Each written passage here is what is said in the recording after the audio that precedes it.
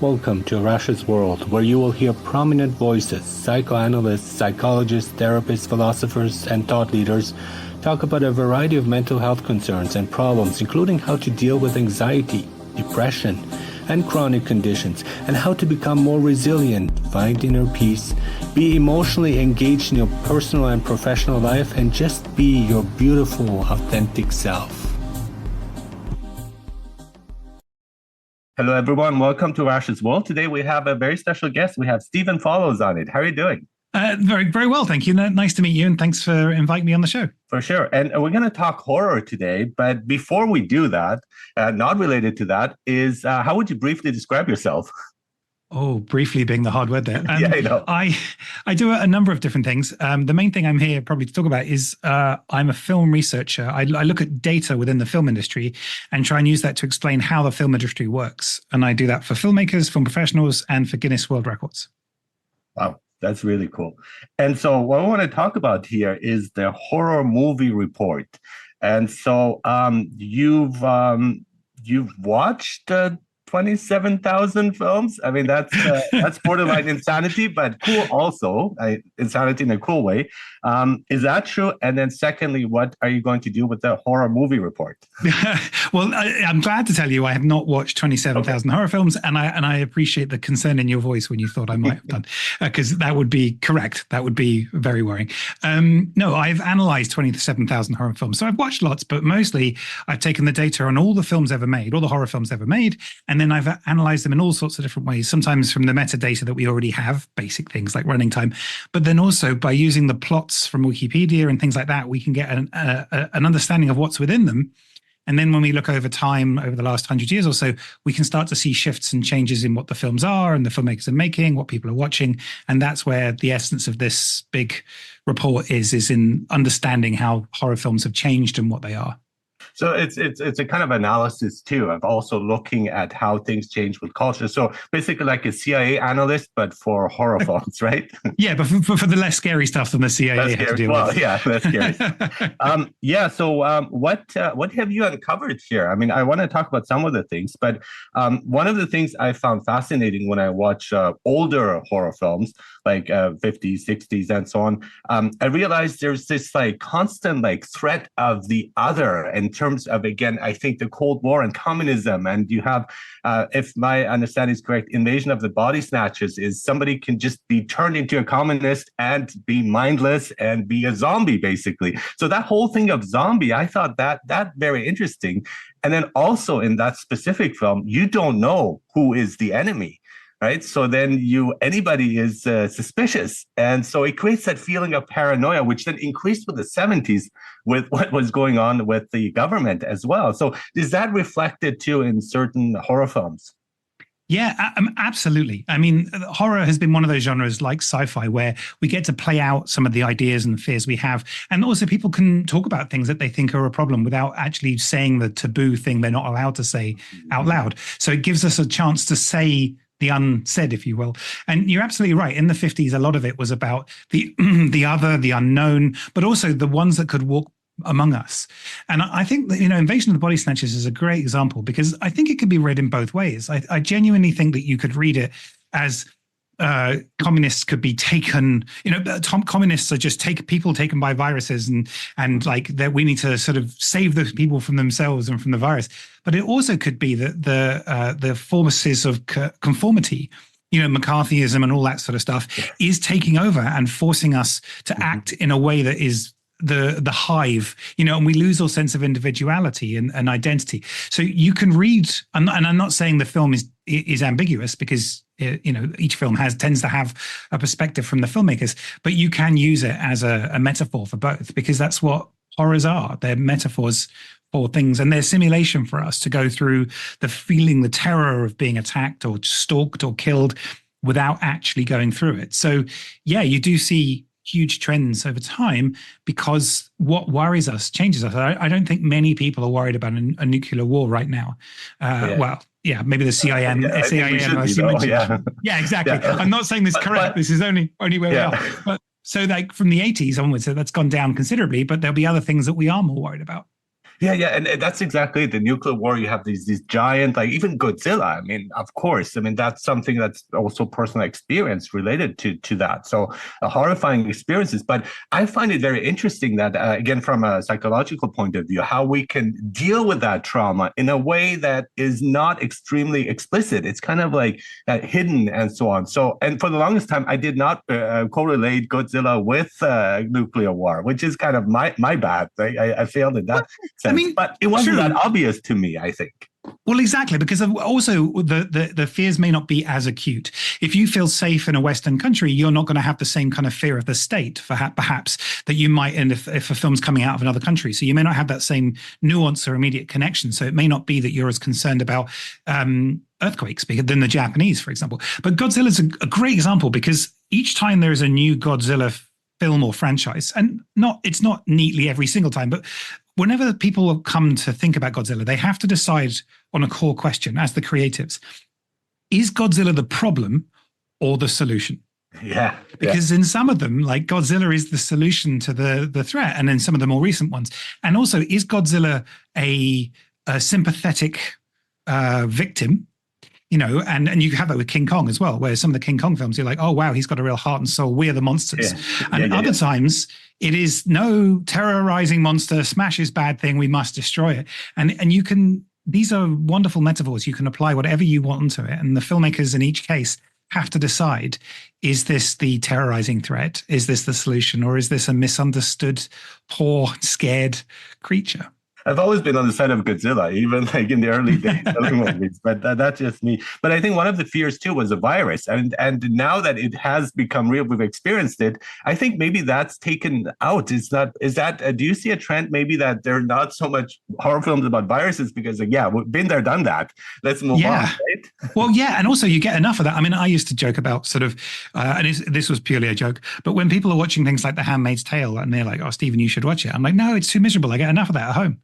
And it's just a joke. But the point is, if it's on the news, it's perhaps not something you want. So you're absolutely right. The 2000s was the peak of pandemics in horror movies. And I think The Patient Zero is probably 28 Days Later, which is just a terrific film, terrific horror film, but also a really interesting story about how society collapses. And it's just fantastic. But there's a film that came out, that was actually shot before the pandemic, but came out in 2020. It was at the Sundance Film Festival in 2020 or 2021, I think, called The Pink Cloud. And it was fully made and filmed before the pandemic. And it's about a mysterious pink cloud that comes over the cities and forces everyone to live in their houses. And so it's less a virus film, more of a lockdown film. And it was just unbelievable timing. I mean, there's a lot of films being made, so that maybe mathematicians would tell us that there is, so when the global event happens, someone has predicted it in the way that the Titanic sinking was in a book a few years before. That doesn't mean it's all a conspiracy. But yes, it became a very interesting film. And at the very beginning of the pandemic, the film Contagion was the #1 film on Netflix. Exactly. And I think it's because people nailed it, though. I mean, it is such a great job. I watched it after. I was like, oh my God. It's amazing because I think what happens is in the early days of the pandemic, everyone is like, what's going on? We need information. I'm scared. I don't know what's happening. And when someone has played out a wonderful film with Gwyneth Paltrow and you can say, oh, wow, I can simulate it. I can see what it's like. But then when you cut to 6 months later, when we have information and also we're sick of gardening, making bread, whatever it is that we're doing in lockdown, it's not so much fun to go out and watch horror films around that. So we start to have different things to worry about. So it is definitely, I wouldn't quite use the phrase cyclical because that implies it comes back again and it repeats itself neatly, but it's definitely trend-based because it is a piece of culture based on culture, and culture is only the stories we tell ourselves about ourselves. So it is cyclical in that sort of recycling kind of way. And for me, so this is not a movie, but the series The Leftovers, I saw it after the pandemic, and I thought it also nailed it in the sense of the feeling that was going on of society and the wackiness. And I still I'm shocked how close this was. And so they're like clues there. If we watch these kind of movies carefully, we can prepare for the future in some way. You're absolutely right. The hard thing is that it's easy to identify afterwards. So of the films that are out, how many did a terrible job that we've forgotten that we shouldn't have observed? So it's somebody will win the lottery, and then and six numbers will be picked. But the trick is knowing in advance which ones. Exactly. And I'm sure there are some films that have done a terrible job in predicting how we'd respond.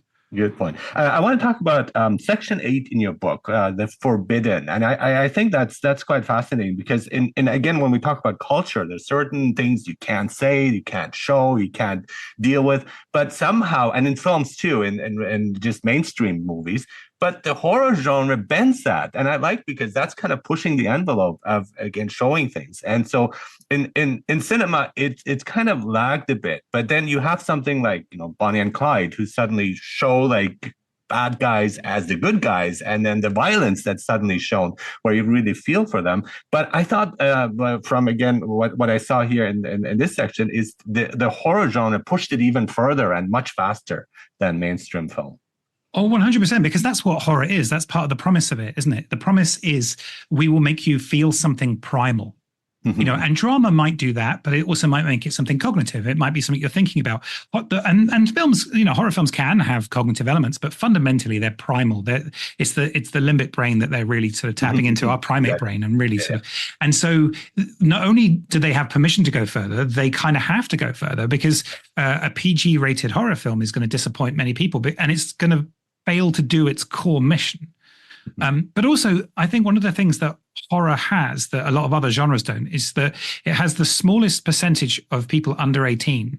So of all the genres, when you look at the audience, it also has the smallest percentage of people who are over 45. So it has a very narrow audience rating, of audience interest, sorry. So the core audience is 18 to 24-year-olds. That's where it's the number one genre.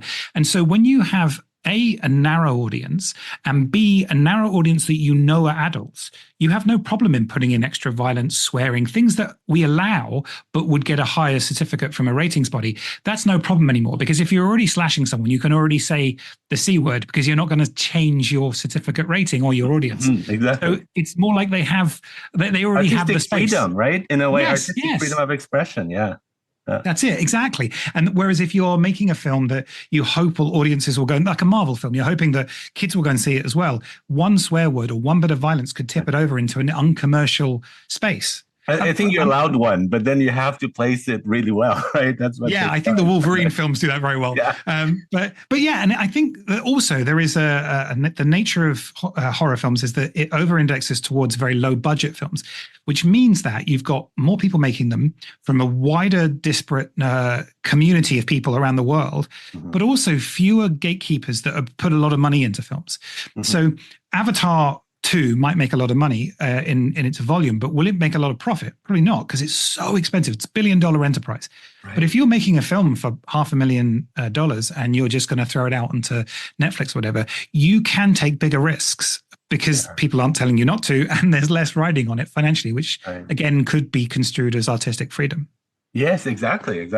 Now, horror films are not. Like rom-com is more my jam in terms of genre. I like art movies, but then romantic comedy is cool too. But I do have a soft spot for serial killers. I think that's my guilty pleasure, if you like. I did not expect you to say that. I'll be honest, if I had to guess where you were going with that.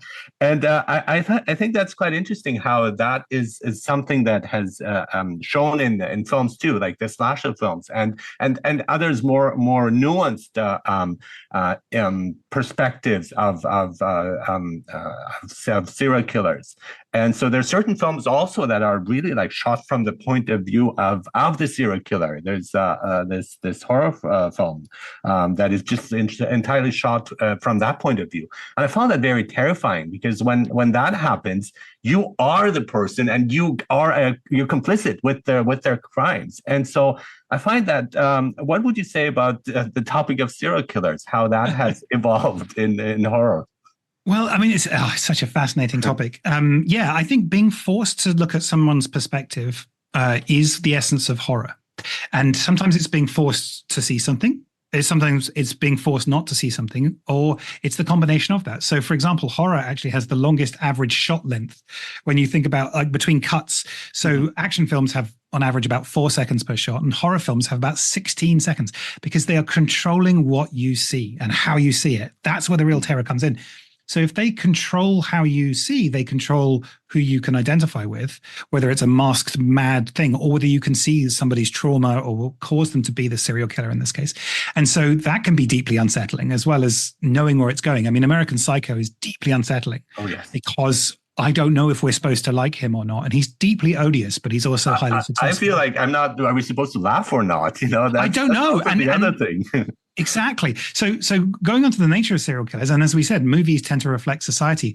I had a look at the nature of serial killers in movies, and serial killers as an idea is a fairly relatively new idea in culture, maybe the 70s or the 80s. I mean, obviously there were killers before. It's just the labeling I'm talking about rather than the acts. But so we have the same sort of thing in movies, and we see a decline over the kind of, certainly from the 1990s down to now. Serial killers are appearing in movies less and less and less, and but they had really sort of risen in the 70s and 80s. And I was talking about this with a friend of mine who is a horror producer, and she said, "Oh, that's very similar to real life, isn't it?" And I went, "Oh, what do you mean?" So I went away and read up about some of the research, and there is an annual report on serial killer statistics, which I absolutely loved. It's a bit more terrifying than the horror films because they're real, but and I correlated it with horror films showing serial killers, and it's pretty close. Like, I mean, it's this, if you eyeball it, it's the same. Statistically, it's a bit more loose, but fundamentally, we see a massive peak in serial killers in the news and in life in the 80s, and that's also the movie peak. And then we see a decline since then. So the decline in movies is a bit more extreme, I think. In movies is a bit more extreme, but it's still like the fact that we are seeing culture reflecting the thing we're worried about. It turns out in the 80s and 90s, we were worried about serial killers. And I think people like Malcolm Gladwell have shown how actual crime has declined over the decades, but fear of crime has risen. And films are exactly the same kind of thing. Like they don't reflect real life. They reflect what we want to see. Now, I'm thinking of something, and I don't know if you've looked at that. That would be interesting to do as well. Just recently I rewatched Hitman, Richard Linklater's film, and so there's in one part of it he says that there's this fantasy of hitmen that actually they don't really exist in real life, but they're portrayed in movies, right? So it's kind of this fantasy that we've come to believe. They just like pay someone and they take care of someone, and so. But I'm wondering, what if about serial killers? Is there a possibility that they might inspire people to become after watching horror films, right? Which is kind of scary. 100%. I mean, I think that I don't have it to hand, but I think there's been a lot of research on things like suicides and martyrdom and stuff like that, where if you mention the name of the killers or you mention the method of suicide, you see and people either directly paying homage or at least normalizing the behavior. Mm-hmm. So if people do ask when celebrities commit suicide, not to focus on that too much because it does cause a ripple of other suicides or locations. People jumped off this bridge or whatever. And also when the people have done horrific acts, they've gone into churches and fired guns and massacred people, the idea of not mentioning their name, not putting their photo everywhere is often mentioned as one of the correct solutions because you want these people to be forgettable. You want them to be punished if they're still around, obviously, but you don't want them to become a hero. And even if 98% of people are saying this person is the worst thing in the world, the other 2% are going to see a hero. Because that's what we've learned. And people fall in love with them. We hear stories about that, which I completely don't understand. He's going to kill you any moment, right? But I don't know. I mean, it's not my thing either. But I don't yuck someone else's yums. If that's what they're into, fine. Not the killing, but I'm glad there's someone for everyone in this world. That makes me feel better. Exactly. I want to also talk about Section 13 because, well, it's number 13, but it's also about judgment. You talk about judgment, and I think and that's a great thing because horror films have become more recognized in certain ways, and they come into not only mainstream, but you have like known directors who make horror films or use at least parts of the genre to make terrifying films, and some of them like really push them. But then you have also somebody like Alfred Hitchcock who's always been doing that, and it's good also for him to get re-recognized for that because he's been doing it way before everyone else in many ways. Absolutely. And I think that there are some people who just want to make horror films and they love horror, and you find them making horror even when they're not trying to. Sam Raimi would be a great example, and just always having fun with it. And then you have other directors who are just stunning directors and have used the horror tropes and availability as their canvas. So Kubrick could be a great example, made the quintessential horror film. Like whenever I look at the top horror films that are cited by audiences or film critics, or The Shining comes out as if I had to pick the quintessential horror film. What is the platonic idea of a horror film based on culture? It is The Shining. The Psycho being second. Psycho is the most spoofed one. And I think that's partly it's easier to spoof. It's been around longer, and The Shining is deeply unsettling. But those two movies come from directors who've done all sorts of genres. And you could argue that Kubrick has made the definitive film in a number of genres, not just horror. And I think it's fantastic. I think that it's great that people step in and out of horror and when they've got a story to tell. And I think it's also great that other people say, you know what, this is where I live. This is what I love. Everything I do will be seen through that lens. Like Cronenberg, he's not going to make you a rom-com. Exactly. Yeah. Exactly. You won't. Yeah. But sometimes it goes too far too. I think. Like I was trying to watch Lars von Trier's The House That Jack Built, about the serial killer. I couldn't. There's a point like at one point I was like, I think the second victim. I was like, I'm sorry. He's a great director. It's a good film. It's well made, but just too much for me. But who are you saying sorry to? Because I think it's great that he makes it and he offers it to you and you try it and you say, no. But I mean, film's fascinating because and I think we see this when we see the wisdom of crowds or the herd mentality around what people watch on Netflix, because people will watch The Office 5 times in a row. I've seen it through twice. I'm definitely not casting shade on anyone else, but there are great films I know are supposed to be fantastic. And I'd be shocked if I didn't love them, and I haven't watched them yet. And then there are other films like, Requiem for a Dream is an incredible piece of cinema. I am never watching that again. You can't pay me to watch that again. And so it's interesting how we use film, because we use it as a comforting film. I've seen Transformers more than I've seen Requiem for a Dream. And I don't think Transformers is a better movie by a long shot. I have just been more often in a state where I need the mindless fireworks of Transformers over the emotional roller coaster that I will get with Requiem for a Dream. So I think critics like to see film as pure art.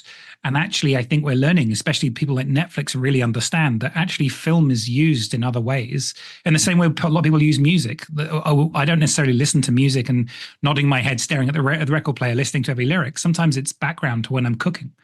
And that might be hard for musicians, because also sometimes it's music in the lift. And I think that film does that for us. It has multiple, think about a film you go on a date with someone with. You don't want it to be a controversial film because... But horror films are good. Horror films are great, and it's not my idea of a good first date, but it does seem to be many people's idea, and it has quite a good gender split as well. And it, as I said, it over indexes towards a younger audience who are more likely to go, and also cinema is super cheap and flexible. I know people might worry that say that films are becoming more expensive. They are becoming more expensive, but compared to what is another activity you can do that's not dinner, although let's be honest, dinner's expensive, with someone on a date, well, you go to the theater, that's going to cost you 5 times more. A sporting game is more complicated. A ballet dance that falls in the theater. Like actually film serves this option where you can say, we'll go to the movies tonight, we'll see what's on. Or I want to see film X. Oh, it'll be in one of 4 places. If you live in a city, I appreciate that's a bit of a privilege if you live in a dense urban area. But that's actually a unique function of cinema, that it can both be engaging and also no stress. Mm-hmm. I also like how horror can mix with other genres. So the horror comedy, for instance, or sometimes like updating certain horror tropes. Like one film I quite liked, I thought was interesting, was Bodies, Bodies, Bodies. So we have the mystery with the horror. And what I specifically like is, and about that, is the mention of podcasts, how hard it is to do podcasts. And I was like, yes, finally. Do you feel seen? Reflected. I'm being seen in a horror film, but okay, it's good enough, right? And it's not what you expected to see it, but yeah, exactly, no, you're right. Exactly. But I think that's also changing how the and you talk about the demographics too of the victims, right? I think that's quite fascinating. So what are your insights about that? How has that changed? How is it changing? And the element of comedy I find also interesting. What does that say about the genre itself? Well, I'm really sort of slightly on the fence about horror comedy as a consumer. I'm not actually sure. Because on the one hand, laughing and being scared are very closely correlated in some way in the brain. We have nervous laughter, and also, those things. So I can understand that. But at the same time, when I go and see a comedy, especially with something that's really funny, I'm going out there to see something I'm going to laugh at and let go. And, we know that laughter releases endorphins. It makes us feel connected. It makes us feel safe and happy and things like that. And we know that the core promise of the premise of a horror film is to do the opposite. And so I think this becomes acutely the most acute point in this is not in the creation of the film, because the artists can have moments where it's scary and then it's light. But it's when it's in the trailer or the poster or the title, you very much have to say to the audience, this is scary plus a little funny, or this is funny, but it lives in the world of comedy. And so you have films like Shaun of the Dead, which is a rom-com, comedy, and a horror film. And it does all of them. But I'd argue it's not as much a horror film. Mm-hmm. But I would also argue that most horror films are funny. And they can't be sold as such, but certainly things like the Sam Raimi school of horror, as we talked about. I mean, maybe not Cronenberg, but there's often a morbid sense of comedy in there. And so the marketeers are the ones that have the problem, because we need it to be boiled down. We need to know, okay, there's 4 movies in the cinema. There's movie A, it's like this. It's movie B, it's got Judi Dench. It's movie C, what is it? Is it scary? Is it funny? And both is not a satisfying answer if you're just choosing the emotional experience. Yeah, I agree. Yeah. But you were talking about victims, and that was one of the things that I was able to do, which I thought was really fun to put this thing together, I'll be honest. And it's even more fun to share it and talk about it. But one of the things that I thought was really interesting was that young adults are becoming increasingly the victims within slasher horror films.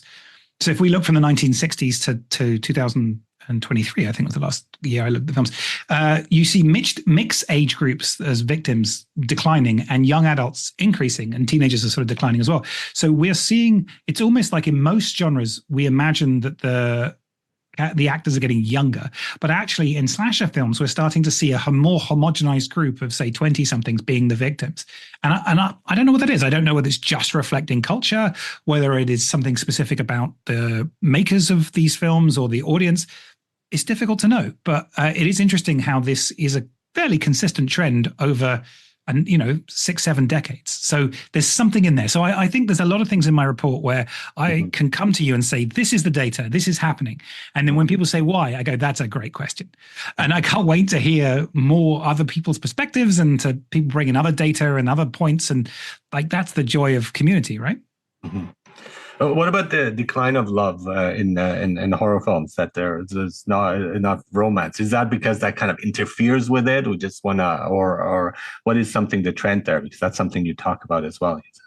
Yeah, there has been the idea of love stories as a core element of horror films has definitely started to decline, and that's interesting. And I would argue that it's because over time, you tend to homogenize more. You tend to get more tropes. You tend to get more like a specific idea in your mind of what something's going to be. And when something varies from that, it's either more of a risk commercially or it doesn't perform as well. So over time, you tend to get sort of more cycles of the same thing.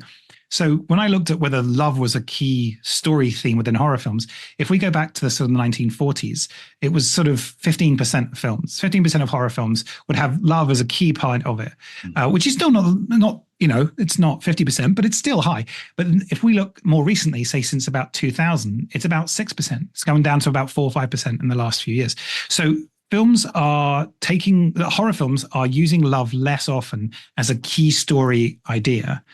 And I mean, I don't know. I would argue that it's what they're doing is not so much cutting out love, but focusing on the core premise. They're becoming simpler and more direct in the sort of more intense, because the shot in the arm we need is a lot more. I mean, like Hitchcock, the violence is a lot less violent. The sex is just a train going through a tunnel and you're sort of got to, you know what's happening. Whereas now what we see on screen is can be downright explicit, which means that intensity must come at a cost of something. And it seems to be that nuance is there. So I don't know if it's a problem. I mean, you say you're a fan of rom-coms. Do you come to horror looking for love, or do you turn that off? No, exactly. Like it would heighten the horror if you fell in love. You believe in the couple and then they're under attack. I mean, But one thing it could do is to so I care more about the characters, and then so when something happens to them, I actually feel it. Whereas in most horror films, I'm actually thinking, oh my god, like you're incredibly stupid, so going there at night and so on, so you deserve in a way, quote unquote, what Yeah. happened to you. It's interesting, isn't it? What people want from a love story, because you don't want them to get together instantly or inevitably, even, because that's actually not that interesting to watch. You want there to be either barriers, tension, or uncertainty. Yeah. But that takes up a lot of your brain power and your emotional processing. Can you also? This is a rhetorical question, but an open question, I guess. But can you also apply enough of your emotional and intellectual brain power on whether they survive or who the threat is, or is this two separate thoughts and your brain can't do them at the same time? True Romance somehow pulled it off, or you Yes, got the that's a great bloodshed and so on, example. but you got the romance and it came together. So I really appreciate that. I thought it was well done, but I can see how it's hard to do. Well, you might like, there's a film called Warm Bodies, which is based on the book of the same title. And it's a zombie who forms an unusual bond with a human girl. And it really is like she starts to regain her humanity and sparking a transformation that affects other zombies. So it's a rare post-apocalyptic horror zombie heartwarming love story. Warm Bodies. I haven't seen it yet. Yeah. Okay. Well, 2013 is when it came out, and I would suggest that's what you should go for. Okay, cool. So I'd like to just look again personally for you as you're going through all this research and so on. What are some of your favorite horror films that you'd like to mention? And I want to just briefly mention one that terrified me, which is The Vanishing, the original one, because it's also based on a true story. And the way it was done, I thought it was very horrifying, the building tension and so on. And something like The Sixth Sense, because then you have like the supernatural. And so that if you do believe certain things, then it's even scarier than for those who don't, right? So that one. And then the Blair Witch Project, I thought was exceedingly well done. There was this doubt when it came out. I remember where we weren't sure, was it real? Is this really like the found footage? And that started a whole various movies that copied that element of it, not as successfully, of course, but yeah. Yeah, no, I mean, so horror films as I've seen as an adult haven't stuck with me as much. I mean, I very much enjoyed Cabin in the Woods, which is Joss Whedon's film, which is both a proper horror film, but also a comedy and a satire and a light film. So it does what Scream did in 96, very well, which is both be a horror and step outside the horror. And I personally like the fourth wall breaking device. It's something that appeals to me. Yeah. But when I think back to the horror films that I would remember, Blair Witch would be up there. I was 17 when Blair Witch came out in cinemas, and it's an 18 certificate. So I had the extra danger of having to smuggle myself in. Which turns out to be of no danger at all. The cinema were happy to sell me tickets and popcorn. What a shock. But at the same time, I do remember the exactly as you said, like the social conversations around it. Was it real? Was it not? Being in a cinema, and I didn't see many horror films in the cinema. So that in and of itself was quite an experience. And the final few shots, or the final shot, I haven't seen it since, but God. I can remember it. Yeah. Yeah. Really impactful. And also the cultural moment was really fun to talk with people about it. And have you seen it? I have seen it and things like that. But I think one of the things that interests me as well is, what is a horror film? Because we can discuss all day about various films that are on the borderline. But I think that my personal belief is that whilst there are some kids' films that have horror tropes, like some of the Scooby-Doo has Supernatural or Haunted Mansion with Eddie Murphy, I don't think they are, or the Addams Family animation, I don't think they're horror. I think they're horror tropes. But I do think there are two horror films that were made for children, or at least two. These are the two that spring to mind, that people don't call a horror film. But I remember as a kid, and I will die to my dying breath, call these horror films, which is Chitty Chitty Bang Bang and the original Charlie and the Chocolate Factory. Oh, okay. I can see that. Those films, I mean, the Charlie and Chocolate Factory has a body count. I can't remember if they literally all die or not. Where we see a shot, they're fine. But certainly that is a film where they're picked off one by one in horrific circumstances. And then there's the rival chocolate factory owner who is terrifying, and there's a scene in a tunnel that still haunts me. And then Chitty Chitty Bang Bang has a literal child catcher, the quintessential. Not since The Witches have we seen, and also Roald Dahl, by the way. Not have we seen such a terrifying thing made for kids. So I think those are the ones that have stuck with me, and it might it probably is because they were at a certain time in my life where I'm like, okay, what does it mean to be scared by that box, by that box, that TV. But recent horror films, I don't watch some of the more extreme ones. It's not really my thing. And they don't seem to make a bigger impact maybe this is true. Maybe all movies were best when you were 17. I don't know. But there's a certain part of us that still continues to be afraid, right? There's still that inner child we have. So, for example, like when I watched The Ring for the first time, like the American version, and then it's like, okay, 7 days after you die. Now I know this doesn't make any sense, but I was kind of checking my days. It's like, how many days do I have? Well, it's the specificity, isn't it? We're tempted to. I mean, on that note, I tell you what does terrify me, which I actually never watched it, but the poster and the concept is enough. Buried. And it's a film about somebody buried alive. Yeah. And it's Ryan Reynolds. And it's, as far as I understand, a work of, very good piece of artistic, how do you deal with this? The fact that he's in a box the whole time. But I am not watching that. I did not realize I was scared of being buried alive. Now I realize I am. Not that I think it will happen, but, You might want to try the movie Oxygen. I don't know if you've seen that. And that, as somebody who used to suffer from sleep apnea, is this woman, she's in space, and then she's running out of oxygen. And that's actually the whole film. And it's terrifying. You just like, why would I watch it? Why would you recommend it? That sounds horrible. That's true, though. Exactly. So a wonderful discussion here. So Stephen Follows, you have you wrote the horror or compiled the horror movie report.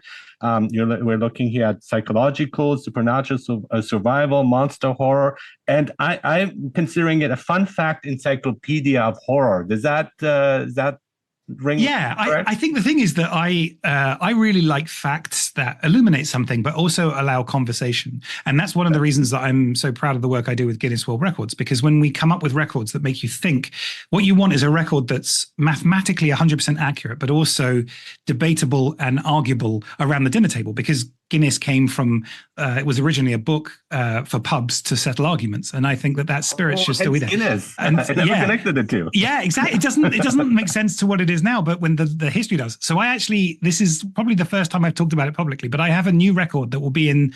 Now, we've just published the 2025 book because it comes out in September 2024. It's very confusing. In 2024, we write the 2025 book. We write the 2026 book that comes out in 2025. Anyway, the next book that will come out in about 11 months' time will have a record in it, which I'm happy to tell you about now because we're allowed to do this. There's no sort of embargo on them. But I think you'd appreciate it. So the world record for the least accurate, I can't remember the language you use, but I think it's the least accurate genre is rom-com. And the reason is that the romantic comedies have the smallest percentage of their scripts based on real life events. Okay. Yeah. So there we go. So it is and I know that's a deliberately cynical view of the world, but I think that's part of the reason that I looked into it and found out, because it's really fun. But rom-coms, romantic comedies, is the genre that has the smallest percentage of films based on real life. Below horror, and bear in mind what we see in horror is horrific, but there's more of them based on real serial killers and, let's say, claimed exorcisms. Exactly. I can't adjudicate whether there are exorcisms or whether there is a devil, but I can say that these events at least were claimed at the time and, based on a true story. But yeah, romantic films are more likely to be fiction. It makes sense, right? When this horrific world we live in, and then you say, well, there's no romance, right? So I think that makes perfect We have to make it up. Yeah, we have to make it up. There you go.